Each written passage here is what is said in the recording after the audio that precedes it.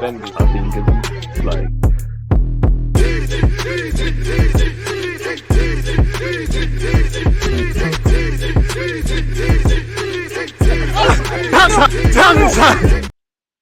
People deluded, I'm back again. Thank you very much for tuning back in each and every time. Let's go over what the latest rumours linking Arsenal Football Club to any transfers are concerned. Any comments you have throughout, smash the like button, comment your opinions, let me know your thoughts. Again, it's an all interactive platform. Subscribe if you haven't subscribed. And obviously at the time of making this, it's morning times on Wednesday. Good morning, good afternoon, good evening, and of course good night to where you lot are concerned. Don't forget, we'll be doing a watch along for Fiorentina versus West Ham in the second European final. It's the Conference League. Big up to everyone who was part of my Europa League watch along. Obviously on Saturday, don't worry, we'll be watching Manchester City Inter Milan. Now, enough shameless promotion. Let's get right into it. Let me move my water bottle so I can actually see the screen. Manchester United and Arsenal target Amrabat claims it would be nice to play in the Premier League as he fuels speculation over a move by claiming English football could suit him, and it would. He's very tenacious. He's very, dynamic in terms of the physicality, getting up and down the field. You've seen him play for Morocco in the World Cup. You've seen him in Italy. He has historically, in the last couple of months, been linked with Barcelona. Not sure what's happened there.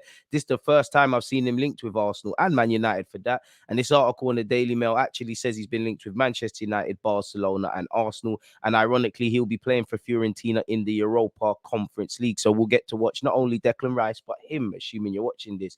I don't blame him for wanting to move. He's 26, so he's at the right age. Again, he has been linked with Chelsea and Liverpool recently, Manchester United, Barcelona, and Arsenal. Allegedly, he's seen as a replacement for Busquets. I think he's very good in terms of his passing range, and he's very cultured on the ball. You'll do well to find a Moroccan player or players of that sort of region that aren't very good technically. Even if you go to the park and play with the local Moroccan lads, they're always ballers. Not quite sure, plays in the same role, but think Zubimendi, who's also been linked with Barcelona, is more sort of that sort of replacement. But he'd be a good addition for Arsenal and all the teams he's been linked with, to be honest with you. However, have I scrolled past anything? No, we've gone through the bulk of it. However, it's claimed that Manchester United are also keen on him as they see him as a cheaper alternative to Declan Rice, as Erik ten Hag looks to strengthen his midfield options this summer. Once again, he will be playing on Wednesday. The 26-year-old specifically said, of course, the Premier League is a fantastic league, one of the strongest in the world. It'd be nice to play there one day, but it's not that I only want to go to England, because Spain is nice, Serie A is a nice league. Football has changed a lot. It's more physical. He's right there. You have to be more an athlete, and the tempo and intensity is higher. Of course, in England, the intensity is very high, so it could suit me. And it's facts. And his brother's played for Watford, so he could give him 1-2 points about playing in England. I mean, if you're chasing the bag, you should be doing what Benzema, Kante, and half every player, running off to the Middle East and getting serious money. Could you imagine getting a 2-year contract worth 172 million? And that makes what Benzema's getting look like peanuts, people. When you play so well on such a stage in 3 games against countries like Croatia, Belgium, and Canada, you have a lot going for you. Big him up. I think the top clubs in Europe have been sleeping, have now woken up. In January 2022, he was already in talks to join Spurs. Everything works out for the best, people. I think the interested parties will now line up. We'll have to see exactly what happens in relation to him. Allegedly, Mikel Arteta wants to revamp Arsenal's midfield with 2 signings. The Gunners are also interested in bolstering their options at centre-back and right-back. A new forward has been discussed too, says James Ollie of ESPN. Music to my ears, provided we get that sorted. There's a twist where Gundogan's concerned. You heard me speak of the Middle East. Arsenal face competition from clubs in Saudi Arabia for the Man City captain, people. And again, at 33 years of age, you can't begrudge him, Zaha, Kante, Benzema getting the bag, generational wealth, and that. Obviously these lot have earned a lot of money, but for a couple of years at the twilight stage of your career, it'd be silly not to consider it. Kante is allegedly in advanced talks to go over there. Zaha's been linked with a move over there, people, and so has Gundogan. Now, in my opinion, I don't know anything. I think Gundogan goes to Barcelona / stays in Europe. I would say Barcelona, staying at Manchester City, then Arsenal. I have no evidence to go off that. I'm just a fan like you lot, people. So we'll have to see. He's a man that's in high demand, but the midfielder will make a decision on his future after Saturday's Champions League final against Inter Milan. Man City want him to stay, but he's being chased by Arsenal and Barcelona too. Obviously, sporting project is one thing, but I think the money and the length of contract he's being presented could also, you know, aid anybody looking for him. Arsenal have offered a contract to Manchester City's Gundogan, who is yet to decide whether to stay with the champions or leave on a free transfer, but Barca also pushing hard for his signature. Now, I'm sure he isn't decided on what he specifically wants to do. Don't forget to like the video, people. Let me know your thoughts. I'm sure he's fighting internally as to does he stay at Man City, having been there 7 years, probably going to do a treble, a minimum a double, and he's picked up a rack of trophies there. Does he try a new league, learning under Xavi, you know, playing in Barcelona, living in a beautiful city like Barcelona? I can't lie, someone who hasn't seen Europe too tough and more goes to other continents, Barcelona, when I went there, that's a place I could see myself living as well. Beautiful city as well, again. But he's known for months his contract's running down, and he knows in his heart what he wants to do. You know, you can't even rule out him being of Turkish descent, German international, maybe playing in Turkey like Mesut Ozil. So I think he knows what he wants to do, but things can change. Bad news for Nicolas Pepe, in case we didn't know. Nonchalant Arsenal player labelled flop after poor season. Big headache for Arteta and Edu this summer. You know, obviously everything is decided, is up for debate, and nothing's decided where Nicolas Pepe is concerned. Do we rip up his contract? Does he actually, you know, if we fail to bring a winger in, does he get an opportunity to stay in the squad? Do we just say, you know what, we're not going to get a transfer fee, but if we can get a couple of million on loan, park off some of his wages, you know, paying anything less than 100% for 140k on a player that's not in your plans is great. Or in the best case scenario, he's sold on, his full wages are taken off Arsenal's balance books, and obviously we get some sort of a fee. We know damn well we're not going to get 72 million. You'll be lucky to get 10 million, in my opinion, and it's nothing to do with Pepe. It's a bit of an enigma how we've got here. Never living up to expectations following his 80 million euro move from Lille, Arsenal's Nicolas Pepe was sent on loan to Nice for the season. There was excitement surrounding the move, as the hope was for the Ivory Coast international to recapture his form in the south of France in order to either reignite Mikel Arteta's side or sold this summer. Unfortunately, none of that has happened, which is why Nice Martin labelled the Arsenal player one of the flops of the season at the Liga side. I didn't think he was doing that bad watching him, fair play, but they don't hold back on their words either. They state the 28-year-old was often disappointing when he wasn't injured. Not only that, but his nonchalant attitude on the pitch and his lack of efficiency in front of goal really didn't earn him any brownie points, leaving his total of 8 goals in 28 appearances, with 3 of those being penalties. This is deemed too low of a ratio to, you know, considering Lacazette went over there and done a madness. What was that? What was you doing last year, Lacazette, or the season before, better yet, because the season just done? This is deemed too low of a ratio to convince the club to push for a permanent transfer, meaning Pepe is now expected to return to Arsenal, where he'll become an expensive headache for both Arteta and Edu, who will have to find a solution for him in the summer transfer window. Now, we had to have known indirectly what Nice planned to do with Pepe, and we knew worst case scenario, we could part that off for a year. We're going to have to deal with this really and truly. So we'll see how that one develops. Dalma Chef has been speaking about Arsenal, people. Again, unfortunately, the page is refreshed, so I have to go all the way down. He has spoken about Balogun on the 1st of June. He said Balogun is leaning towards leaving on a permanent basis. Final decision rests with Arsenal. Balogun has 2 years left on his contract. He actually has scored 21 goals in all comps, I believe now, 20 league goals at the time of making this for Reims on loan. I think it's 21 in the league now. Number of clubs interested include Leipzig, Frankfurt, and Monaco. He's also said talks over a new contract for Saliba progressing positively. Saliba has 1 year left with an option of a further year. Willingness from all parties to get a deal stuck. Final details are being sorted on a contract for Reiss Nelson. His current contract is up this summer, and there's an agreement in principle over a 4-year deal. He's also corrected his previous tweet. He said there is the activation clause in Saliba's contract has already been activated. So as it stands, until the man signs a new deal, he is actually contracted until 2024. Hopefully we get over the line with that. Football.London has said talks between Arsenal and Saliba's reps regarding a new contract are progressing positively. In less than 4 weeks, Saliba will be into the final 12 months of his current deal at the Emirates Stadium, but both the player and club are keen to extend his stay, which is music to our ears if true. With talks regarding a new deal advancing, Football.London understands Gunners boss Mikel Arteta has made no secret of his admiration for the French international, who was a huge miss during the final stretch of the 2022-23 campaign. Fair enough. Last month, Arteta said, we are trying, we are having conversations, and we're trying to maintain the talent that we have at the club, as I've said before. And considering Ramsdale, Gabriel, Bukayo Saka, allegedly Martinelli, Reiss Nelson, talks over Benjamin White and Odegaard, committing them to new deals. Bearing in mind, Mikel Arteta is contracted until 2025, as is Thomas Partey. We'll have to see how that develops. So it's nice to see. But things take time. You have to agree that different parties involved. I think everybody's intention is the same. Hopefully, we'll find the right solution. Fair enough. And it's also spoken about getting Odegaard to sign a new deal. He is actually contracted until 2025, but he has an option to extend by a further 12 months. So hopefully we get over the line in that regard. James Ollie of ESPN has said Saliba's future is the immediate priority for new contracts at Arsenal. The club remain confident they can tie Saliba down, who has a year remaining on his existing contract. This is in relation to Declan Rice. Arsenal deliver clear Declan Rice transfer stance amid Bayern Munich and Man United battle. Football London understands the Gunners are confident they have a strong offer for Rice, but feel that it will ultimately come down to the player to decide amid interest from a host of other elite European sides, including both Bayern Munich and Manchester United. Arsenal are keen to avoid a bidding war. Obviously, we had to walk away from Lisandro Martinez. What a good player he would have been. And Mudryk and probably João Felix, where you heard United and Arsenal weren't keen on the loan fee and all the wages. What I would say is whether it's Caicedo, Lavia, Rice, Zubamendi, anyone that's linked, there's going to be competition for these players, in it. So to have a free hit at players, it's a myth. And there was a lot of teams interested in Jesus. Fortunately, we got over the line there.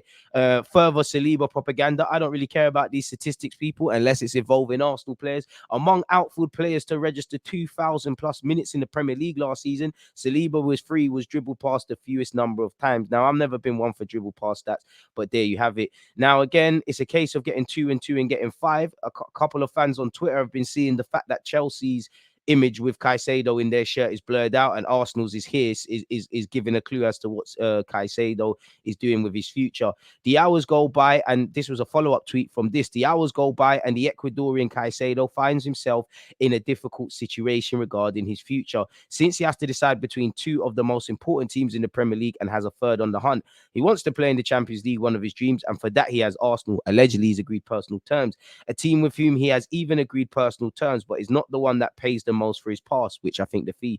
For the player at the moment, the Gunners are his priority. Now, what I would say, not to pour cold water, he could want Arsenal, we could want him. It all comes down to agreeing a fee with Brighton and ultimately paying the money. Now, if you're Brighton, business is business. You want a bidding war. All the teams that have been linked with Caicedo, you want them involved. Chelsea have been re-linked with him. We all know Chelsea can blow anybody out of the water. Again, if they're putting down the money, you know where the man's going to end up. And as much as I wanted to sign for Arsenal, and right now Arsenal are a gazillion years more of an attractive proposition to Chelsea. A year can change things.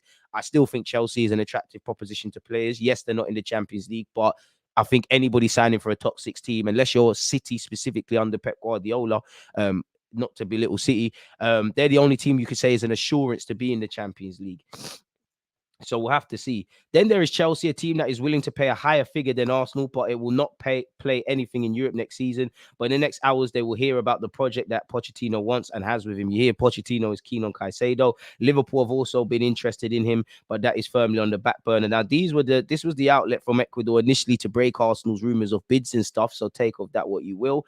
You've seen anything from 80 to 100 million asking price for Caicedo, in which we bidded 70 million quid in January. I'm no transfer man, but surely you can find another 10 million to slap on that. Surely with, wages being freed up with the Ainsley Maitland-Nileses, Cedrics, Marie, Pepe's of this world, and maybe some potentially, you look at Patino, Balogun, whether they go for big fees or not, every little helps. If the collective sum of those is a healthy, couple million in terms of outgoing, surely that could be slapped on Caicedo or others.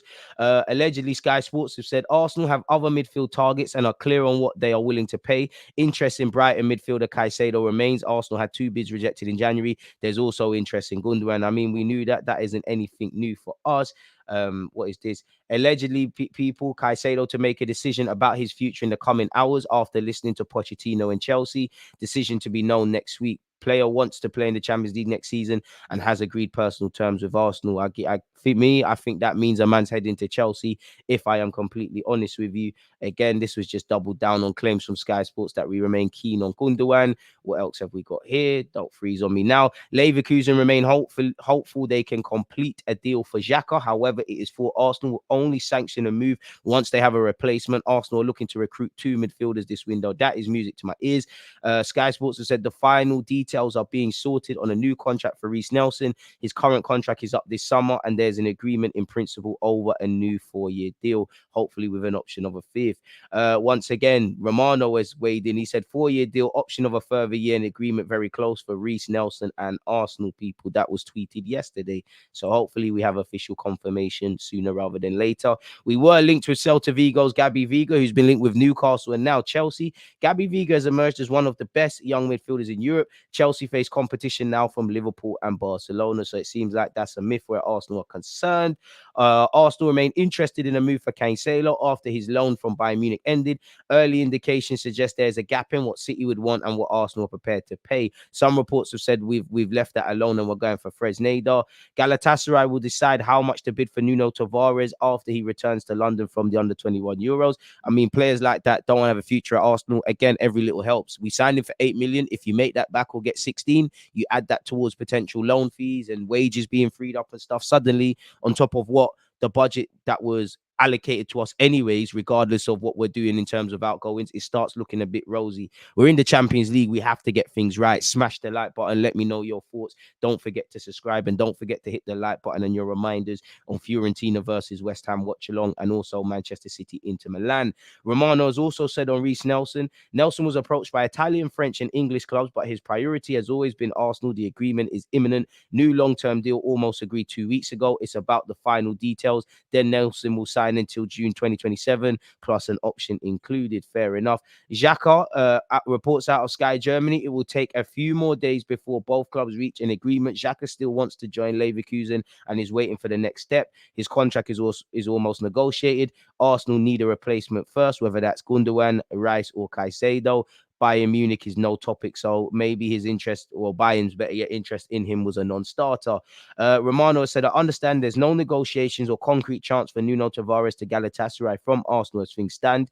Apparently, Alexandro is on the list, so it appears Galatasaray are looking at new left backs, and they recently won a trophy, so it could be good for him. Tierney is expected to move on with Newcastle monitoring his situation. Centre back Rob Holding has also been made available a couple of years too late. Company has been linked with a move for Lokonga once again, people. Another transfer target of Company is Sambi Lokonga, with whom he knows very well. Lokonga had a difficult season. He's barely played at Arsenal, and even after his loan at Crystal Palace, he ended up on the bench. In total, he played 15 matches, but only 731 minutes. Company, therefore, would like to rent him from Arsenal with an option to purchase. Hopefully, that's probably contingent on Burnley staying up. So we'll have to see. Lokonga became captain at Anderlecht and always played. Company wants to relaunch him because he believes in his talent and he also fits well with Tressel. So we'll have to see exactly what happens with Lokonga. Again, PSG allegedly have made Carlos Soler and Fabio Ruiz available, people, if suitable offers arrive. Now, they're probably on handsome wages. They were two players whose stocks probably fallen, but have been linked with Arsenal in the past. Let me know if you lot will go for them, and maybe Arteta is going to go for his fellow countrymen as well. On João Cancelo, Romano has said, pardon me. For Barcelona, everything is slow because of the FFP situation, the Messi priority, and the La Liga conversation about FFP. Barcelona can't sign Cancelo this week, for example. But if this is a slow deal, Barcelona will be there. Reports today actually have said that he's going to go Barcelona. They'll be there for sure. Cancelo is on Barcelona and Arsenal's list, people. And you've seen anything from 40 million euros, 34.6 million quid, plus whatever wages he's on, all the way to 60 million euros / 60 million pounds, people. And he's obviously on 250 grand a week. So for a 29-year-old, 250 grand a week, probably have to get him on a 4 or 5 year deal. It makes sense on ability, but it don't really make sense, really. Apparently, Arteta is working with Emil Smith-Rowe to make him a lot better. I'm going to save that for another video because I'm going to have to do a propaganda piece on Smith-Rowe. That's one of my predictions of next season.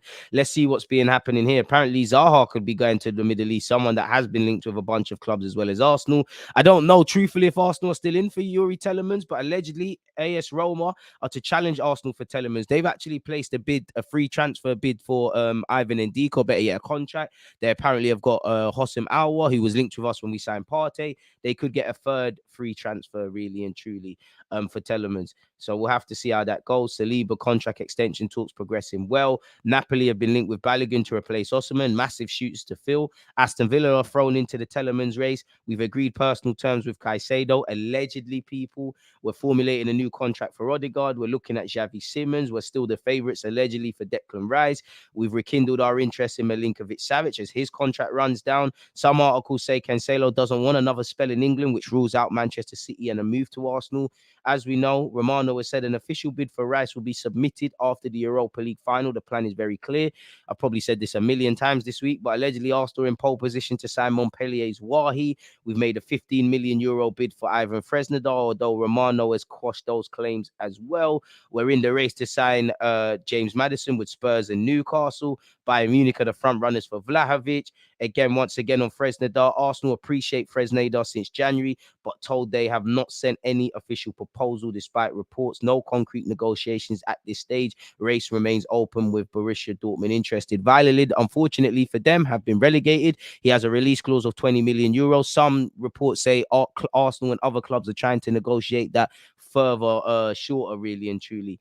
We've tabled a lucrative offer for Fresnadal as well. So as you know, the dream is free. The hustle is sold separately. There's a lot of remixing going on where articles are concerned. All it provides for us are talking points. On the topic of talking points, don't forget to drop any comments when this video premieres in the live chat. Comment any opinions you have after. What would you make of Telemans? What do you make of Fresnadal? What do you make of Gundogan, Rice and Caicedo links? Would you take Fabian Ruiz or Carlos Soler? What do you make of Arteta actually targeting 2 midfielders, a right back and potentially a striker? It seems like we've gone away from a winger. Again, appreciative for all of you lot tuned in. Hope you enjoyed the new mic and I sound a bit better. On that note, I'm out. Because you always just that active when that defending. I think it's like